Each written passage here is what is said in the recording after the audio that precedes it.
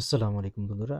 আজকে আমরা কুমিল্লার বোর্ড 2025 এর ট্যাগ কোয়েশ্চেন নিয়ে আলোচনা করব। চলো শুরু করা যাক। আচ্ছা, প্রথমে যদি আমরা লক্ষ্য করি, প্রথম সেন্টেন্সটা হচ্ছে গিয়ে আমাদের our new English teacher is very affectionate. আচ্ছা, এখানে যদি আমরা লক্ষ্য করি আমরা দেখতে পারি এখানে সাহায্যকারী ক্রিয়া হিসেবে ইজ আছে। ওকে, আর এখানে আমাদের সাবজেক্ট হিসেবে কি আছে?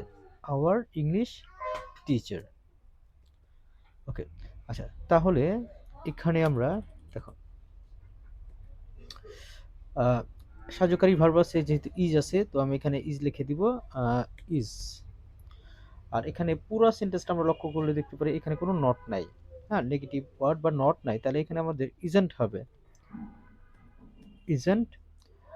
আর এখানে আওয়ার নিউ ইংলিশ টিচার, তো আমাদের নতুন ইংরেজি শিক্ষক, এই জন্য এর প্রোনাউন হিসেবে আমরা কি দিব? প্রোনাউন হিসেবে আমরা দিব হি।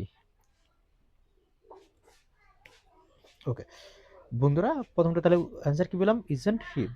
আচ্ছা, দ্বিতীয়টা যদি আমরা লক্ষ্য করি, শি হ্যাজ জয়েন্ট রিসেন্টলি। হ্যাঁ, তো এখানে আমরা সাহায্যকারী ভার্ব হিসেবে কি দেখতেছি? এখানে আমাদের কি আছে? হ্যাজ আছে। ওকে, তাহলে আমাদের সাহায্যকারী ভার্ব হিসেবে আমরা কি নিব? এখানে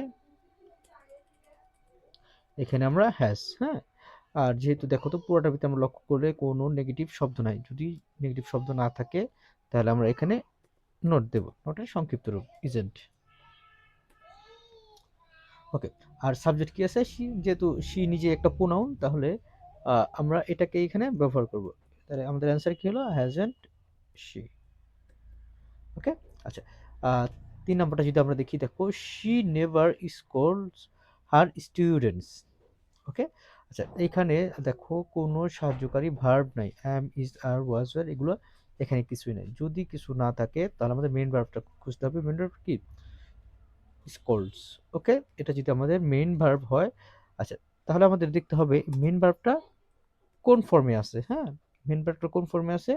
এটা হচ্ছে গিয়ে প্রেজেন্ট ফর্ম। আর আমরা জানি যদি প্রেজেন্ট ফর্ম থাকে তাহলে আমরা সাহায্যকারী হিসেবে কি নিব? ডু অথবা ডাজ। ঠিক আছে, আচ্ছা দেখো আমরা কি নিব? ডু অথবা ডাজ নেব।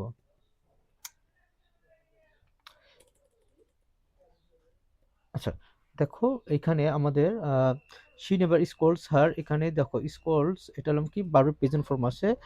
যদি প্রেজেন্ট ফর্ম থাকে তাহলে আমরা কি নেব? ডু অথবা ডাজ নেব।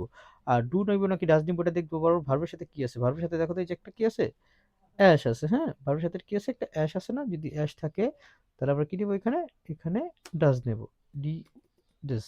ওকে, আর দেখো পুরোটার ভিতরে কি নেগেটিভ কোন শব্দ আছে? হ্যাঁ, নেগেটিভ শব্দ কি আছে? এই যে আমাদের নট আছে। নেগেটিভ শব্দ যেহেতু নট আছে তাহলে এখানে আর নটটা হবে না।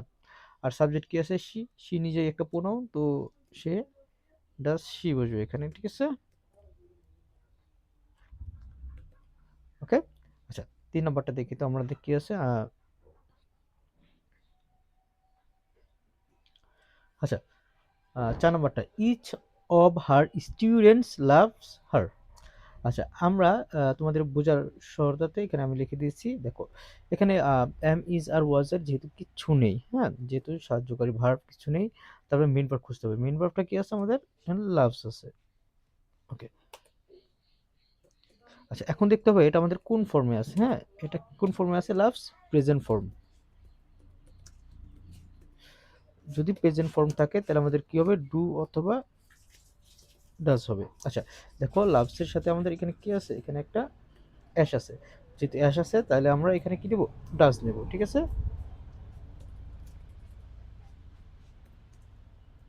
আচ্ছা ডাজ দিলাম। দেখো আর এখানে each of her students loves her, এখানে কোনো নেগেটিভ শব্দ নাই। যেহেতু নেগেটিভ শব্দ নাই তাহলে আমরা কি দেব? নট দেব। হ্যাঁ, ডাজন্ট। Okay, doesn't. আর যদি এই যে ইচ অফ হার থাকে, ইচ অফ হারের প্রোনাউন হিসেবে আমরা কি ব্যবহার করব? আমরা দেই ব্যবহার করব। ওকে, তাহলে অ্যান্সার কি হবে? ডাজন্ট দেই। ঠিক আছে, ওকে। আর নেক্সট আমরা লক্ষ্য করি একটু, দেখো নেক্সট আমাদের কি আছে? None of her students dislike হার।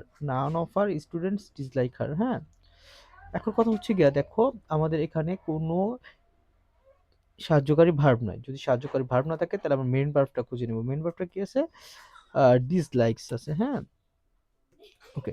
এখন আমরা দেখব যে ডিসলাইক এটা কোন ফর্মে আছে। আমরা জানি যে ডিসলাইক এটা প্রেজেন্ট ফর্ম। যদি প্রেজেন্ট ফর্ম থাকে তাহলে আমরা কি নেব? ডু অথবা ডাজ নেব। আচ্ছা, ডু নেব নাকি ডাজ নেব এটা নির্ভর করবে ভার্বের শেষে যে প্রথম অক্ষরটা আছে এটার উপরে। তাহলে কি আছে? অ্যাশ আছে যেহেতু তাহলে আমরা কি নেব? এখানে ডাজ নেব। ঠিক আছে? আচ্ছা। আচ্ছা, এখন আমাদের পরবর্তী কাজ হচ্ছে এখানে কোনো নেগেটিভ কোনো শব্দ আছে কিনা। দেখো এখানে নান অফ ২ টা কাজ করেছে। এই দেখো এখানে আমি লিখে দিয়েছি নান অফ যদি থাকে এর প্রোনাউন হিসেবে এটা যদি পুরো একটা ব্যক্তিকে বোঝায় তাহলে আমরা কি লিখবো? দেই লিখবো। আর যদি কোনো বস্তুকে বোঝায় তাহলে আমরা ইট লিখবো। যেহেতু এখানে নান অফটা ঠিক আছে? এখানে তোমার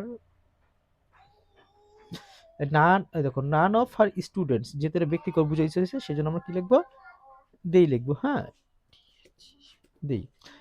দেখো আর নান অফ আরেকটা কাজ করেছে। নান অফ যদি থাকে এই যে আমি লিখে দিয়েছি তোমাদের, যদি নোবডি, নান, নো ওয়ান, নেভার থাকে তাহলে নেগেটিভ। আর যদি এগুলো নেগেটিভ হয় তাহলে আমাদের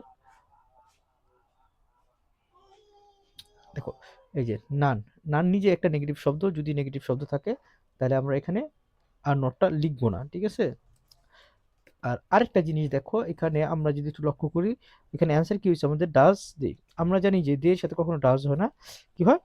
ডু দেই। ওকে বন্ধুরা, তাইলে আচ্ছা আমি একটু সাজিয়ে দিই তোমাদের জন্য, তাহলে তোমাদের জন্য অনেকটা সহজ হবে।